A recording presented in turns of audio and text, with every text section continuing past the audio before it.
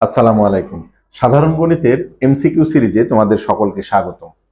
আজকে আমরা কুমিল্লা বোর্ড 2024 সালে এসেছে এমন একটি প্রশ্নের সমাধান করব।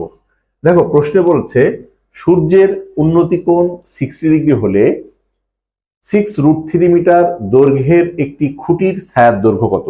তাহলে আমরা একটা যদি খুঁটি কল্পনা করি, এমন খেয়াল করে দেখো, ধরো এই একটা খুঁটি, এই খুঁটির দৈর্ঘ্য দেওয়া আছে কত? 6√3। এটা হচ্ছে খুঁটির দৈর্ঘ্য। আমাদের যদি সূর্যটা এখানে থাকে, উন্নতি কোণ আমরা জানি, উন্নতি কোণ সাধারণত ভূমির সাথে থাকে, তাহলে এই কোণটার মান কত দেওয়া আছে? উন্নতি কোণ দেওয়া আছে 60 ডিগ্রি।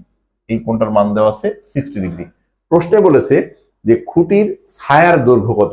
এইটা যদি আমাদের খুঁটি হয়, তাহলে এর ছায়া, এই ছায়াটা তো এখানে যদি আমাদের সূর্য থাকে, তাহলে ছায়াটা ভূমির সাথে পড়বে। এই ছায়াটা আমরা ধরে নিলাম এক্স। এখন খেয়াল করে দেখো, এইটা যদি সূক্ষ্ম কোণ হয়, তাহলে আমাদের এখানে লম্ব এইটা, ভূমি এইটা, তাহলে লম্ব এবং ভূমির সাথে সম্পর্কিত ত্রিকোণমিতিক অনুপাত হচ্ছে আমাদের ট্যান থিটা বা কট থিটা। তাহলে এইখানে যদি আমরা লিখি যে ট্যান 60 ডিগ্রি, ট্যান 60 ডিগ্রি সমান কত? আমরা জানি ট্যান থিটা সমান লম্ব বাই ভূমি। তাহলে এখানে লম্ব কত? লম্ব হচ্ছে এইটা খুঁটির দৈর্ঘ্য, এটা কত কত 6√3 ডিভাইড বাই ভূমি, ভূমি কত? এক্স।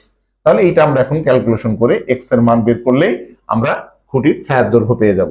তাহলে দেখো ট্যান 60 মান হচ্ছে √3, আমরা সবাই জানি, ইকুয়াল এটা 6√3 ডিভাইড বাই এক্স।